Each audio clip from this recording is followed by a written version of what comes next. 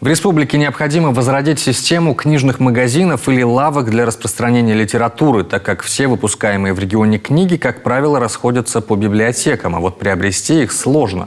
На это посетовали при встрече с Владимиром Уйбо писатели региона. В литературном музее имени Ивана Куратова в приватной обстановке за чашкой чая они рассмотрели вопросы проведения среди писателей, поэтов и драматургов конкурсов на гранты, пришли к тому, что необходим ремонт Дома писателей, а также затронули проблемы книгоиздания.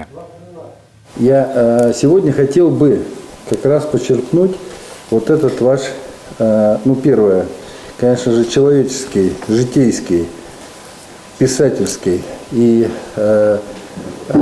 народный опыт, потому что знаю прекрасно, что все вы не разрываете связь с людьми, черпаете оттуда, от людей, от истоков свое творчество, и это очень здорово, и поэтому я-то сегодня хотел больше послушать вас, чем слушать меня, потому что для меня очень важно, как я говорю, постоянно сверять курс.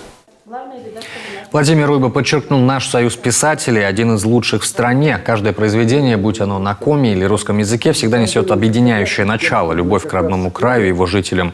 Наши писатели много ездят по районам и городам, уделяют внимание молодежи и детям. Благодаря им многие таланты нашли свой путь в большой литературе.